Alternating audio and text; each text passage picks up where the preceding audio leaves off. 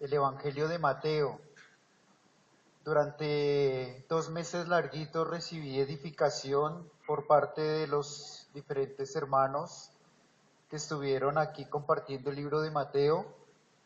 Y les confieso que tenía mucha ansiedad de compartir Mateo porque realmente he estado mirando y observando la profundidad y entendiendo más el propósito que Mateo como evangelista tiene al comunicar y al poner en el orden que coloca las cosas que está compartiendo.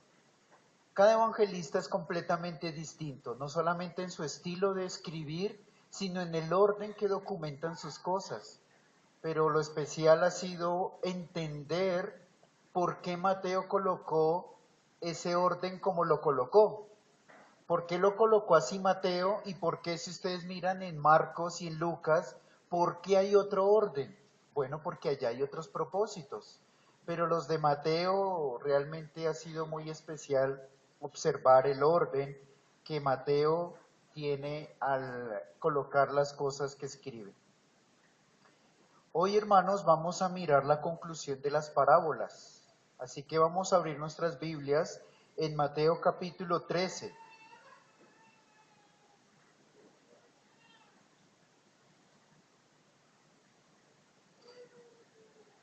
Mateo capítulo 13, vamos a estudiar los versículos 47 al versículo 52. Es el plan, es el propósito que tengo en esta primera predicación.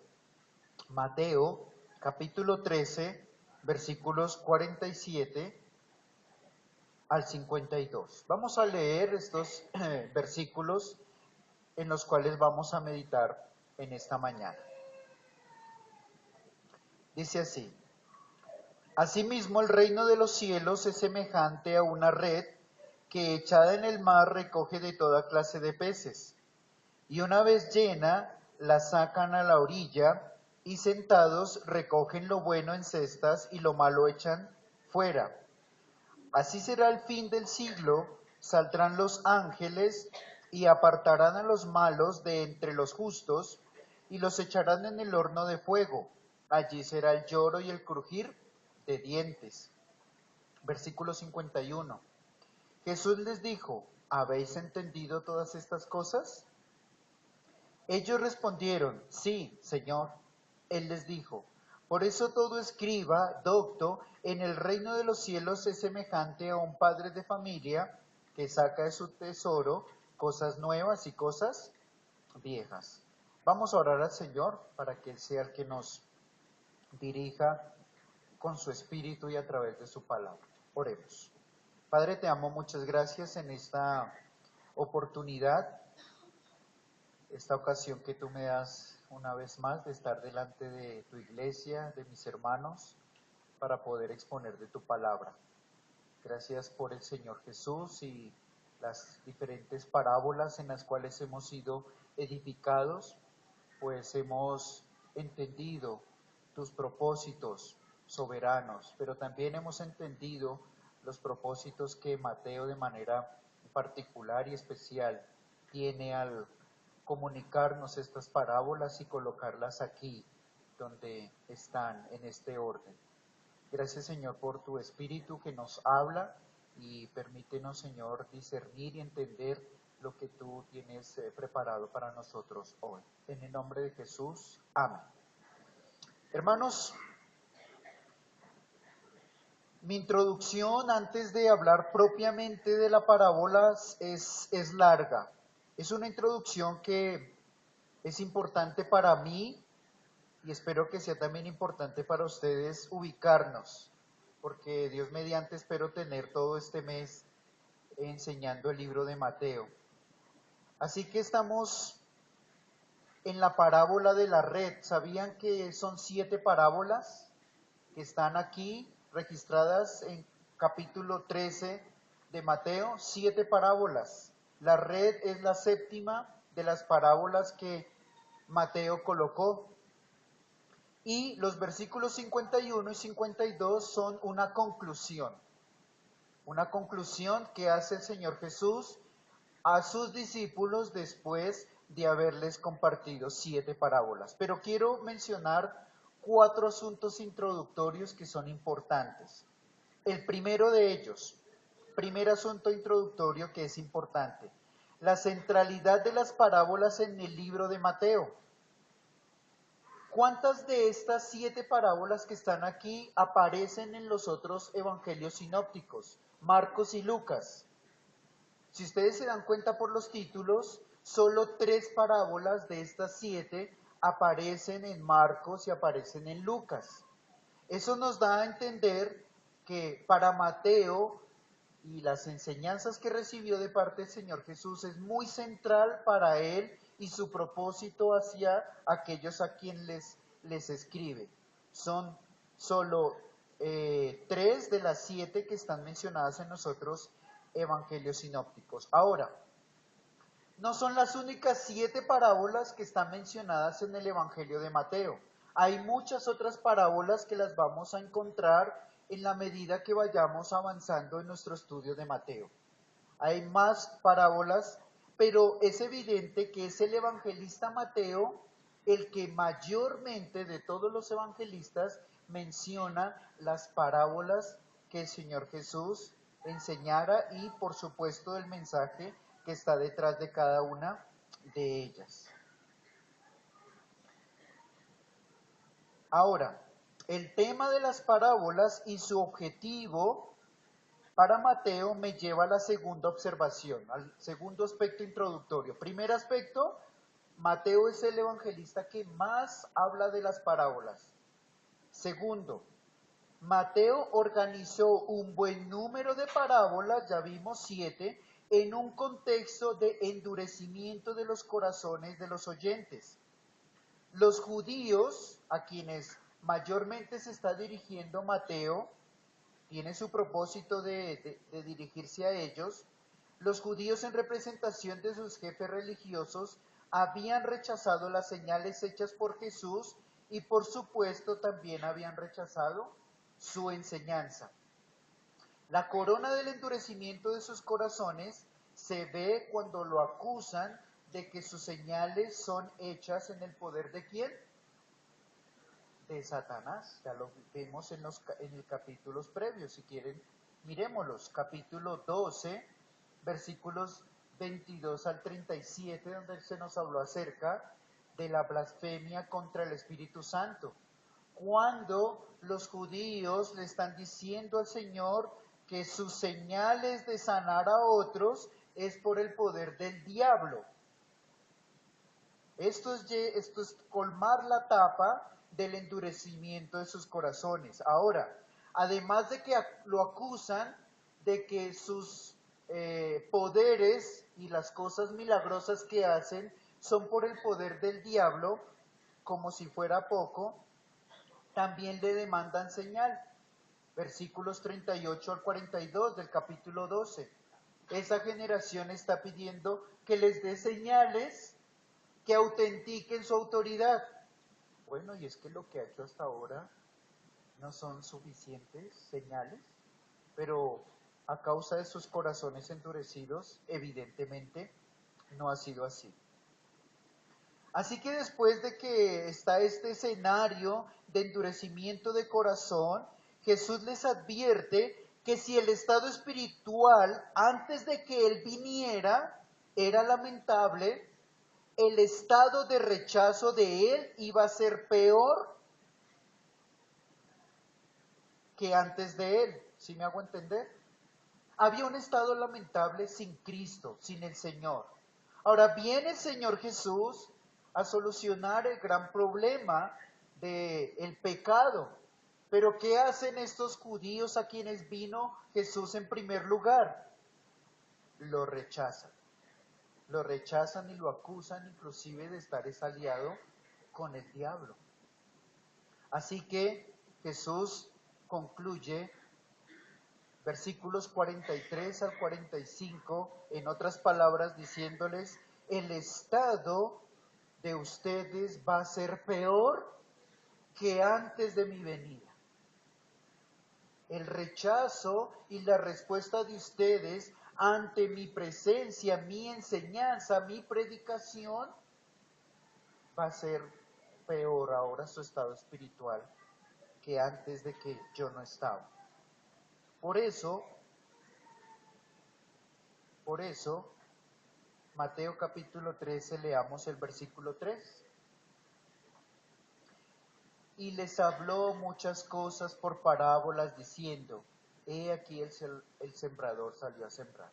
Si recuerdan, hermanos, el énfasis que nos hacía nuestro hermano Oscar en aquella ocasión, lo triste que es este versículo, el versículo 3, y les habló muchas cosas. Antes de este capítulo, Jesús estaba enseñando y estaba predicando arrepentimiento y enseñándoles en las sinagogas cómo las profecías del Antiguo Testamento apuntaban hacia Él. Él es el cumplimiento de las profecías. Así que aldea tras aldea estaba entrando en las sinagogas mostrándoles a los judíos el cumplimiento de las profecías, cómo recaían sobre Él, y predicándoles el arrepentimiento de sus pecados. Pero aquí las circunstancias cambiaron. Jesús les habló, ya no les predicó ni les enseñó. ¿Y qué les habló? Les habló de una historia de un sembrador. Y la multitud se fue a su casa pensando, ¿qué quiso decir? Ya no entendieron con claridad el mensaje de arrepentimiento, del pecado, ya no entendieron con claridad todo el sermón del monte y sus implicaciones, ahora simplemente les habla. Y creo que esto es una advertencia para la iglesia del Señor también. Cada vez que llegue una época, un momento que espero nunca suceda aquí en este púlpito, de que se deje de abrir la palabra de Dios para hablar de política, de psicología, de asuntos seculares, es porque ya no hay disposición a escuchar a Dios, ni creerle a Él, ni creerle a su palabra. Entonces, ¿qué van a hacer algunos?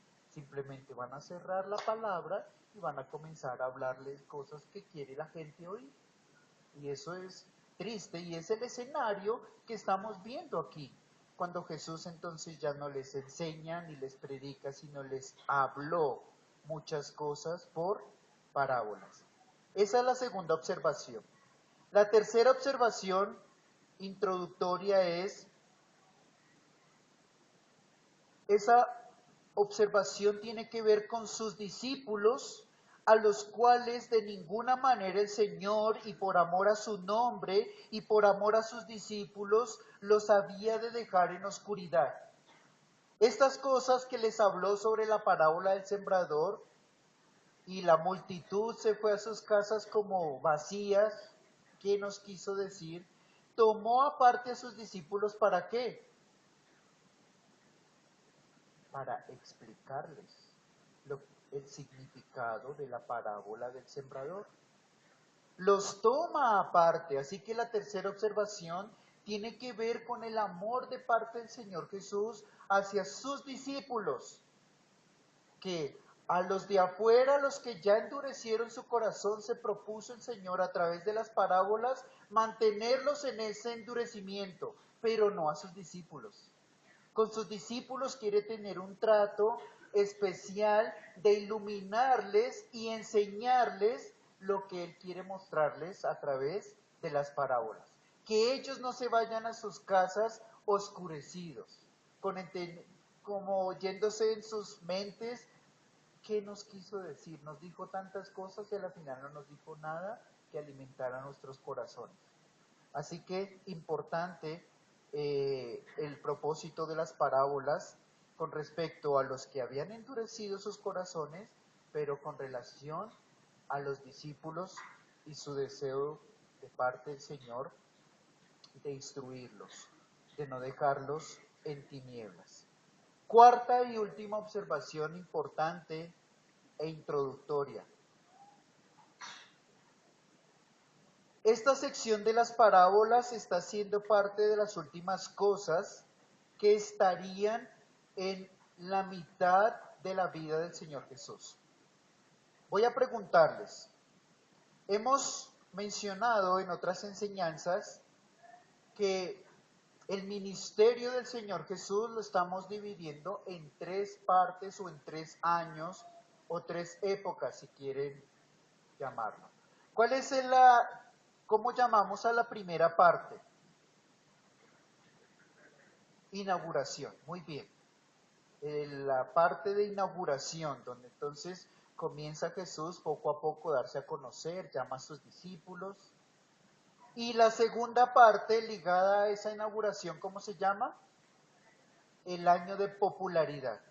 Todo esto que estamos viendo, el Sermón del Monte hasta el capítulo 12 y 13, es el año de popularidad. Pero vamos a estar o estamos a puertas de la última parte de la vida del Señor Jesús, que es el año de oposición, la oposición. Así que esta es el cierre y la entrada, cierre del año de popularidad y la entrada al año de oposición, donde abiertamente ya va a sentir el Señor de parte, no solo de los jefes religiosos, sino aún de multitudes, la oposición a su enseñanza. Hasta aquí ya las multitudes que lo seguían, muchos motivados por el pan, muchos motivados por la comida, ya muchas multitudes ya no van a estar tan cerca y tan deseosas de estar con él escuchándolo, sino van a haber dispersiones. Esos son los 4 asuntos introductorios que quiero resaltar hoy. Vamos a hablar acerca de la parábola de la red. Ya ahora sí entrar en materia. Capítulo 13, versículos 47. Asimismo, el reino de los cielos es semejante a una red. Todas las parábolas tienen esa misma introducción. El reino de los cielos semejante a. Aquí es semejante a una red que echada en el mar recoge de toda clase de peces. ¿Qué vamos a tratar a través de la parábola de la red?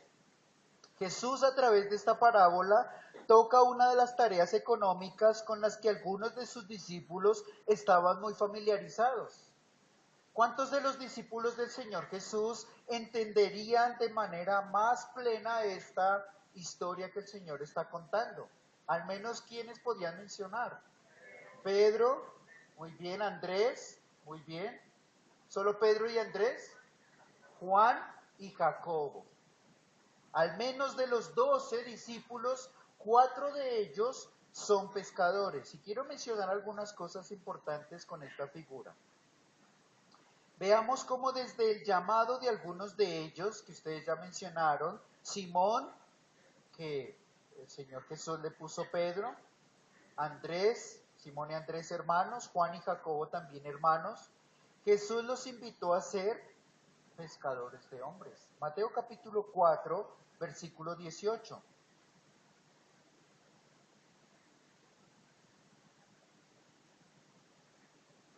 Mateo 4, 18. Andando Jesús junto al mar de Galilea, vio a 2 hermanos, Simón, llamado Pedro, y Andrés, su hermano, que echaban la red en el mar, porque eran pescadores. Y les dijo, venid en pos de mí y os haré pescadores de hombres. Ahora, aquí es especial lo sinóptico de los evangelios, porque en Lucas capítulo 5, versículos 1 al 11, no hay que buscarlo, pero si quieren seguirlo, está bien. En Lucas 5, del 1 al 11, se está describiendo cuál es la situación a la que llegó Mateo cuando les dijo, Jesús, venid a mí y os haré pescadores de hombres. Hay una situación previa que después Jesús les dice esto y ellos sin ninguna duda siguen al Señor Jesús. ¿Recuerdan cuál situación es Lucas capítulo 5, la situación más o menos es de la siguiente forma. Jesús llega al mar de Galilea donde ellos acostumbran a pescar. Han pasado tal vez muchas horas, mucho tiempo, tal vez toda la noche, pescando por aquí, a la derecha, a la izquierda, por delante, atrás. Finalmente llegaron a la orilla vacíos. Mala temporada. Jesús entonces le dice a Simón, préstame tu barca, voy a subirme a tu barca, voy a compartir con la multitud que está aquí a la orilla. Jesús se sube a la barca de Simón, comparte con la multitud. Después de que comparte con la multitud se va, le dice a Pedro, Pedro, ve hacia el mar y echa la red hacia tal lado. El Señor, sí, toda la noche, o sea, yo soy experto pescador, dame algo de crédito, diría alguien. Hemos estado haciendo todos los métodos y toda la astucia que un pescador profesional puede hacer, pero está bien, en tu nombre voy a echar la red. Entonces hizo caso al Señor, echó la red. Dice que era tanta la multitud de peces que se rompían las redes que tuvieron que pedir ayuda a otros pescadores. Y llenaron las barcas, ambas barcas, y la descripción de Lucas es que prácticamente se hundía de toda la cantidad de peces que recolectaron. Así que llegaron al mar y recuerdan cuál fue la actitud de Pedro delante del Señor Jesús. ¿Qué le dice Pedro al Señor Jesús? Señor, apártate de mí, soy hombre pecador. Algún predicador decía, ahí generalmente se conoce como que los judíos son hombres de negocios. Y un predicador decía, tal vez si yo estuvieras en el lugar de Pedro le hubiera dicho, Jesús, mire, voy a venderlo y una vez a la semana que tú vengas y me hagas el milagrito, y contratado para que vengas. Pero ¿qué vio el Señor? ¿Qué vio Pedro ahí? ¿Vio una oportunidad de negocio y de prosperidad para sí mismo? Se vio a sí mismo en su condición de pecador. Así que esta imagen seguramente está ligada en el corazón de Pedro. Él es pescador y es después de semejante situación que finalmente el Señor les dice, vengan en pos de mí y haré que sean pescadores de hombres. Así que ellos toman entonces, dejan su red, entre ellos ya están Juan y Jacobo, y siguen entonces al Señor Jesús. Así que estos 4 discípulos tienen esa historia, yo creo, ahí bien grabada en sus corazones. Marcos 1, del 16 al 20, nos confirma los 4 discípulos pescadores que siguieron al Señor. Bien. Segunda parte de la parábola. Lo primero que quería hacer era un contexto de algunos discípulos que eran pescadores.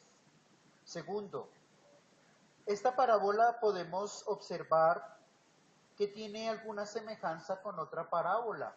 Si ustedes la leen y si le prestaron atención y han estado involucrados con Mateo, vemos que hay una relación estrecha con otra parábola. ¿Cuál creen que sea la otra parábola con la que tenga alguna relación?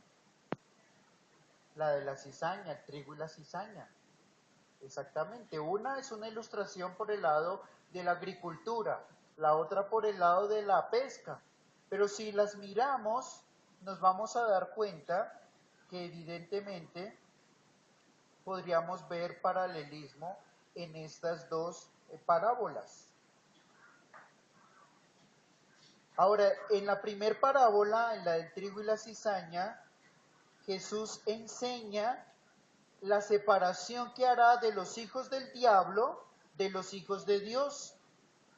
Y en la parábola de la red se nos enseña la separación entre los malos y los justos. Malos y justos, menciona allí la parábola.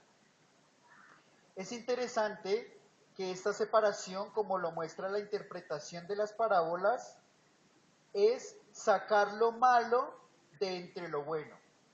Quiero que me acompañen ahí, Mateo 13, 41. Vamos a hacer algunas observaciones que me llamaron la atención. 13:41. Enviará el Hijo del Hombre a sus ángeles y recogerán de su reino a todos los que sirven de tropiezo y a los que hacen iniquidad, y los echarán en el horno de fuego. ¿Sí? En la parábola de la red dice, 48. Una vez llena la sacan a la orilla, sentados recogen lo bueno en cestas, lo malo echan fuera. Así será el fin del siglo, saldrán los ángeles, apartarán a los malos de entre los justos. Hay una similitud aquí en el hecho de hacer, de apartar, de tomar de aquí y separarlo.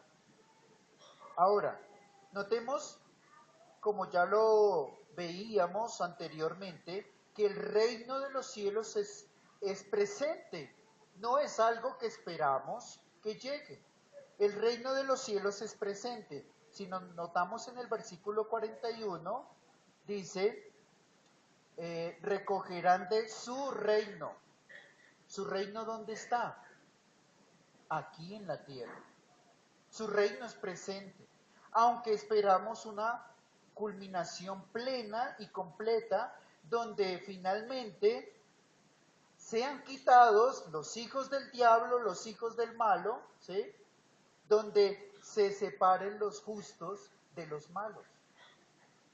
Ahora, la visión bíblica con respecto al trigo y la cizaña es que hay más trigo o hay más cizaña.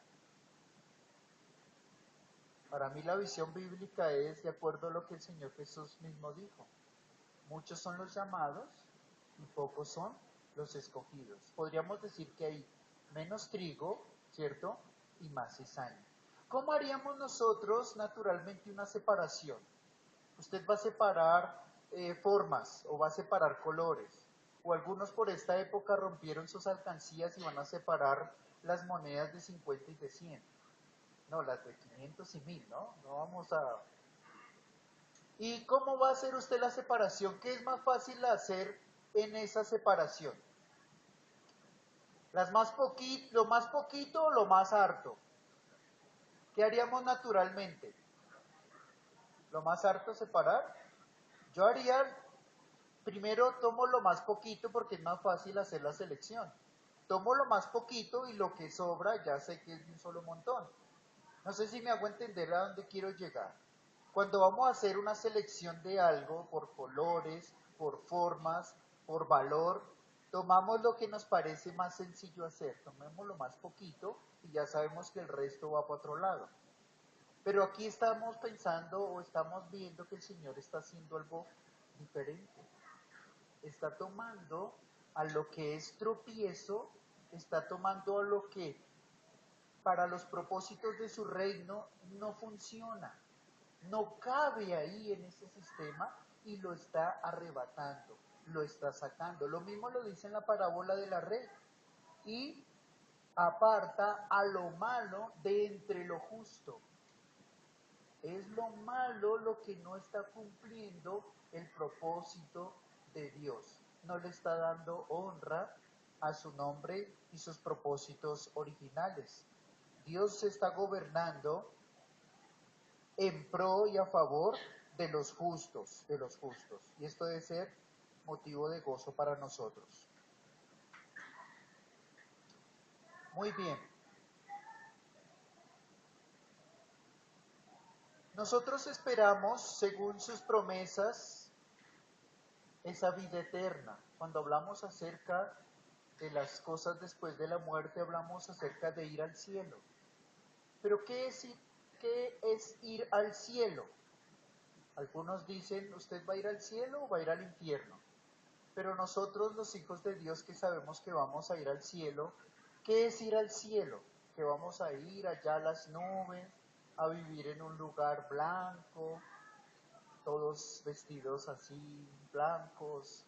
¿Y ese es el cielo que tenemos nosotros en mente? ¿Cuál es el cielo? La tierra misma. Esa tierra renovada por fuego, purificada por fuego.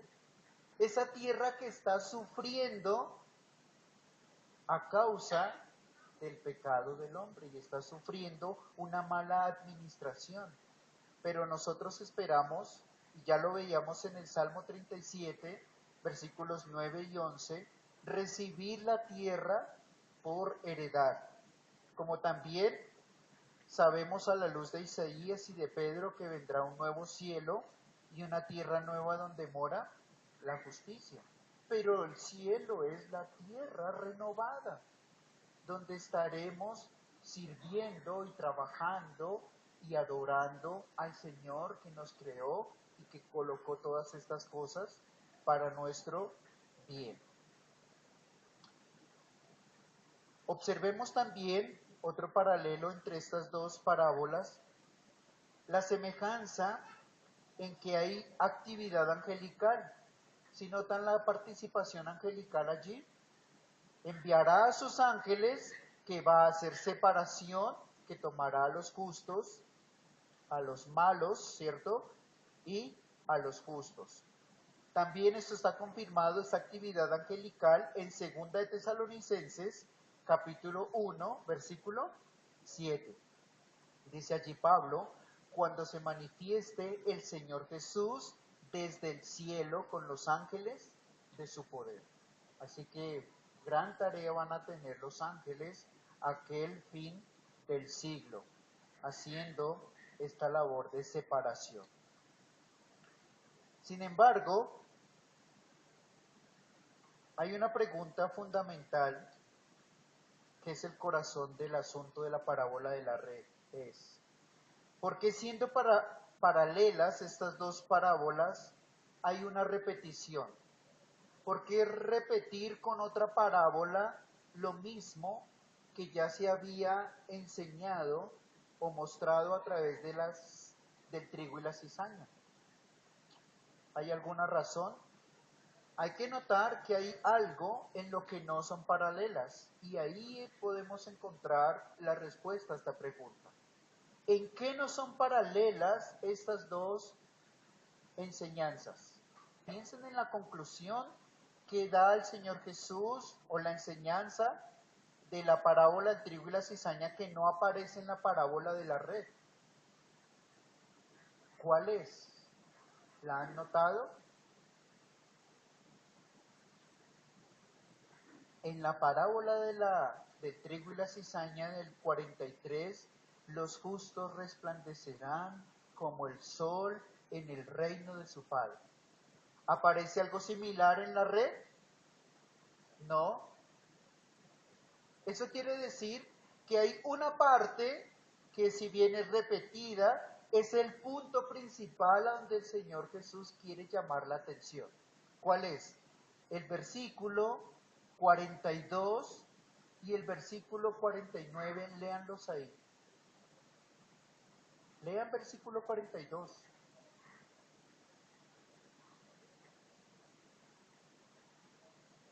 Y el 50, perdón, y el versículo 50.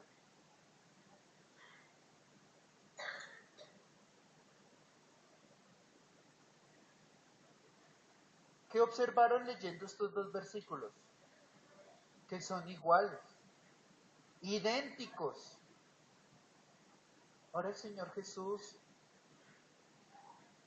no pierde tiempo cuando se trata de repetir algo. Si lo repite es por un énfasis primordial, importante. Las parábolas fueron escritas bajo un contexto de endurecimiento. Así que noten el énfasis que el Señor Jesús está haciendo. Y los echarán en el horno de fuego después de hacer esa separación, la cizaña y los peces que no sirven. Allí será el lloro y el crujir de dientes. No es la primera vez que Mateo menciona algo así. Mateo capítulo 8, miremos la primera mención. Mateo capítulo 8, versículo 12.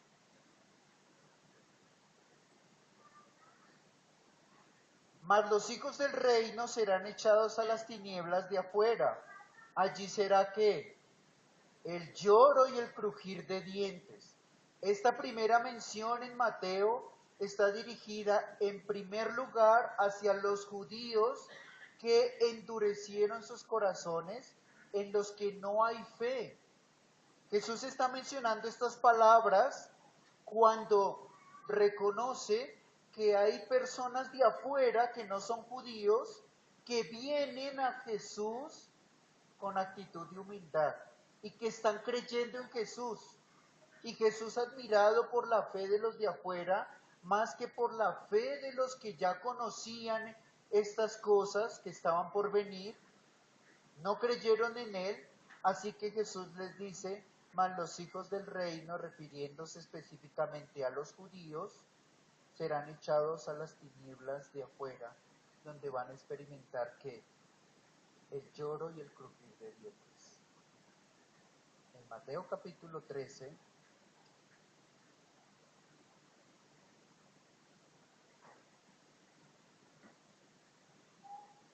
hay un doble énfasis. Ya miramos en el 42 y en el 50.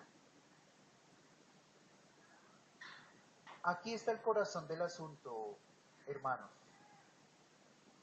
Si nos concentráramos en el hecho de que esa red fue lanzada y cogió toda clase de peces, y que esa red nos está hablando de todo tipo de raza, lengua, persona, y niños, ancianos, jóvenes, perderíamos el enfoque de la parábola. Podemos sostener esto a la luz de otros pasajes, pero no a la luz de la parábola de la red. El punto en la parábola de la red es el juicio de parte de Dios, repetido aquí 2 veces, con 2 historias. Necesitan los judíos y primeramente, más bien sus discípulos, estar convencidos, estar plenamente seguros de que rechazar al Señor Jesús es exponer a las personas al juicio de Dios. Así que su mensaje, el mensaje que iban a transmitir sus discípulos de ahí en adelante, requiere toda la claridad, requiere toda la fuerza necesaria. Que ellos no vayan a predicar un evangelio tímido, un evangelio que diga, sí, yo creo que si tú practicas tu religión con cierta sinceridad, de pronto Dios te tenga en cuenta para aceptarte en su reino. No, aquí no hay cabida para medias tintas. Lo blanco es blanco, los justos son justos, lo negro es negro. Los hijos del diablo son los hijos del diablo. Los injustos y los malos son los injustos y los que van a experimentar la ira de Dios. Un fuego que nunca se apagará, un fuego y un día que es descrito desde el Antiguo Testamento. Esto no vino con los días y la primera venida del Señor Jesús, el anuncio del juicio a todas las naciones. No es nuevo.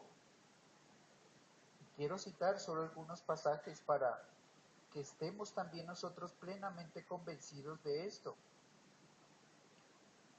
La profecía de Isaías, si ustedes miran el último versículo de Isaías, termina en juicio, en una escena de lamento donde todos los muertos están lamentándose y los justos mirando cómo Dios juzgó justamente a los impíos pecadores. Joel capítulo 1 versículo 15, el Antiguo Testamento, hablando acerca del fin del siglo, lo llama el día de Jehová. Vendrá como destrucción por el Todopoderoso. Amós 5:18, este día será de tinieblas y no de luz. Sofonías, a ese sí quiero que me acompañe. Sofonías. Jesús está hablando de cosas que ya estaban escritas en los profetas. Sofonías 1:14.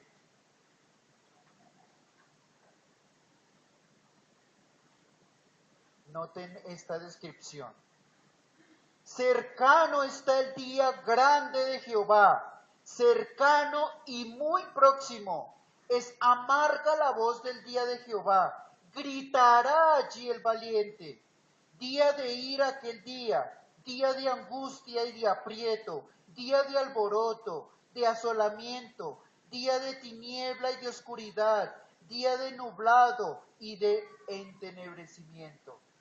¿Hay alguna duda de que el fin del siglo y la segunda venida de Cristo para los que se hallen sin Cristo va a ser un día grato? ¿Hay alguna duda? ¿Cierto que no? Tinieblas, entenebrecimiento. Y cercano está el día grande y terrible de Jehová. Apocalipsis finalmente declara lo siguiente en Apocalipsis 14, 9 al 11. Y el humo de su tormento asciende para siempre. El humo de su tormento asciende para siempre. Hay de aquel, escúchenme todos, hay de aquel que se encuentre sin arrepentimiento y sin fe en Cristo Jesús cuando Él venga. Porque ya no habrá segunda oportunidad. Porque no hay rito humano que pueda sacar a las almas de su supuesto lugar de tormento para que asciendan hasta el Señor. No lo hay. Solamente hay una oportunidad y es aquí y ahora. No hay segundas oportunidades. Es aquí mientras estamos en vida y mientras la palabra de Dios sea abierta y expuesta. Que su postrer estado no sea como el de los discípulos o el de los judíos que rechazaron a Jesús y vino un postrer estado peor. Yo me imagino muchos no pudiendo dormir, atormentados en sueños por haber rechazado a Jesús.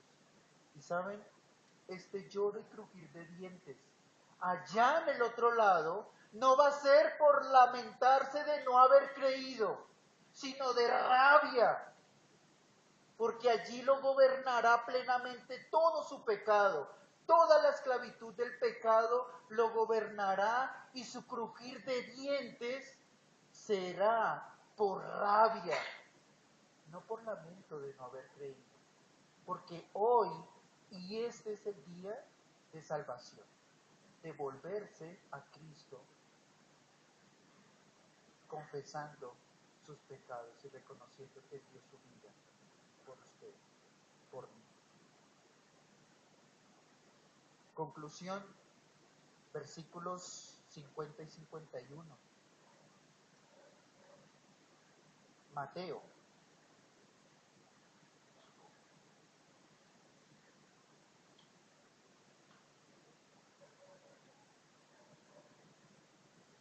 Cincuenta y 52. Jesús le dijo a sus discípulos, ¿habéis entendido todas estas cosas? Iglesia del Señor, ¿han entendido todas estas cosas que hemos estado predicando en las parábolas? Los discípulos respondieron, sí, Señor, entendemos. Jesús termina con algo que no pude entender, pero gracias a Dios por todos los autores que me hicieron entender y que fue muy especial esta conclusión. Por eso todo escriba docto en el reino de los cielos es semejante a un padre de familia que saca de sus tesoros cosas nuevas y cosas viejas. Yo decía, pero no entiendo, Señor. ¿Qué quiere decir esto? Tomar un tesoro, sí, yo sé que a veces guardamos cosas viejas y cosas nuevas, pero ¿en qué le iba a ayudar a sus discípulos estas cosas? La conclusión del Señor Jesús es la siguiente. Les confirma a su afirmación de que han entendido todas estas cosas, que bajo su ministerio e influencia hay nuevos escribas, de los cuales ¿quiénes son los primeros? ¿Quiénes son los primeros escribas en el reino de los cielos? Los apóstoles, los discípulos. Piensen en la escena del Señor Jesús recibiendo críticas de escribas y fariseos que conocen letra a letra, coma a coma, tilde a tilde la ley de Dios, que la enseñan y la proclaman. Pero Mateo nos estaba diciendo que cuando Jesús terminó el sermón del monte, la gente estaba admirada. ¿Y por qué? Porque les enseñaba con autoridad, no como los escribas.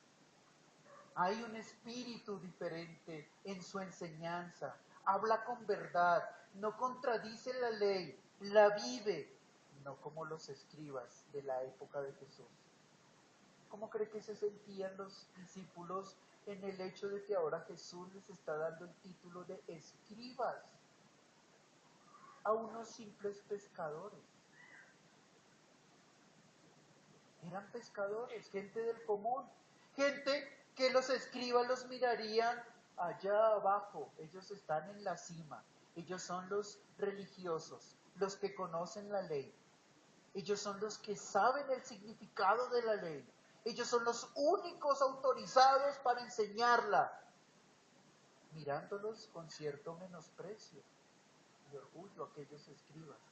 Pero ahora Jesús les está diciendo a ustedes, por mi influencia, por mi enseñanza, son los nuevos doctores, los nuevos escribas del reino de los cielos. ¿No es especial esto? Aún para nosotros mismos. Nosotros no somos doctos y escribas, sí, no en el sentido fariseico, de orgullo, sino en ese sentido de que estamos en la capacidad de comunicar las verdades del reino de los cielos, con toda autoridad, con toda sinceridad, con toda humildad. Y dice, ese padre de familia saca de su tesoro cosas nuevas y cosas viejas. ¿Cómo así?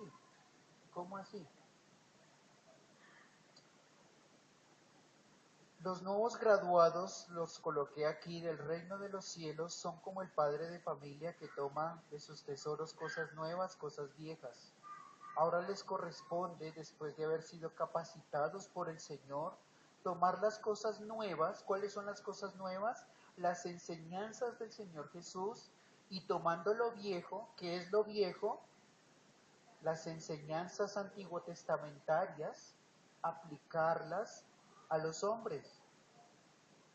Y aquí recordé que esto fue exactamente lo que hizo Pedro. ¿Qué hizo Pedro en su primer discurso en Pentecostés? Hermanos, esto es lo dicho por el profeta ¿qué? Joel. Citó al profeta Joel, el tesoro viejo. Este es el cumplimiento del tesoro viejo, la profecía de Joel. Ahora les voy a decir acerca de Jesús Nazareno, varón aprobado por Dios, al cual Dios levantó suelto los dolores de la muerte. Los tesoros nuevos, la enseñanza y la vida de Jesús.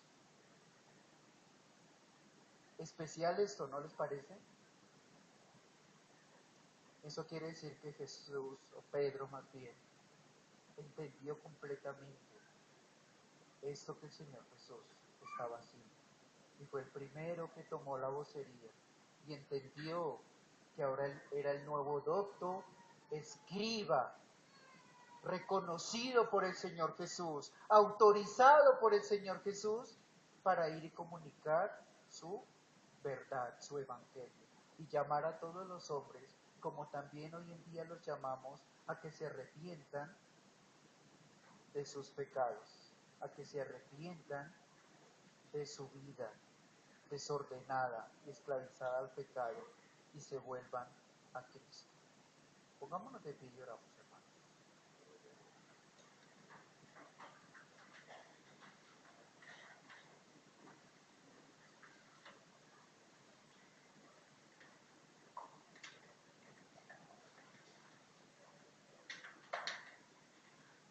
Padre, te damos muchas gracias por amarnos como nos amas, porque no, ni a tus discípulos ni a nosotros nos dejaste sin entendimiento de tus propósitos y del reino de los cielos, ese reino en el cual estamos viviendo, reconociendo tu presencia entre nosotros como nuestro Rey. Tú eres nuestro Rey que nos gobierna. Gobiernas en este mundo y en esta tierra a través de tu iglesia, de esa iglesia visible, de esa iglesia que está siendo luz en medio de las tinieblas.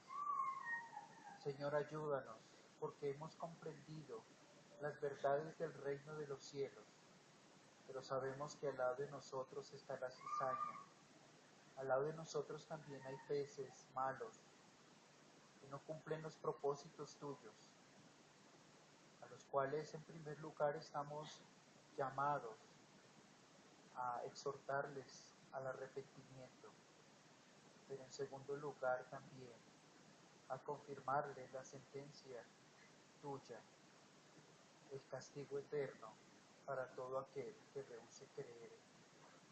Ayúdanos, Señor, danos la sabiduría para evidenciar con nuestros frutos la obra de tu Santo Espíritu y la verdad del Evangelio en nosotros. Pues hemos recibido, oh Dios, tanta luz y asimismo también hemos recibido de parte de ti o nos has sido capacitado por el Espíritu Santo. Gracias, Señor. Rogamos para que tú nos permitas atesorar y amar siempre tu palabra, tomando esos tesoros que están escondidos en el Antiguo Testamento, ver cómo tu palabra, la luz del Nuevo Testamento, lo saca a la luz, pero también reconocer que también hay verdades aún escritas desde el Antiguo Testamento que esperamos que tengan su cumplimiento en el fin del siglo, en el último gran día cuando Jesús venga. Y rogamos, Señor, por todos aquellos familiares y amigos, rogamos para que tengan misericordia de ellos y los salves. En el nombre de Jesús oramos agradecidos. Amén.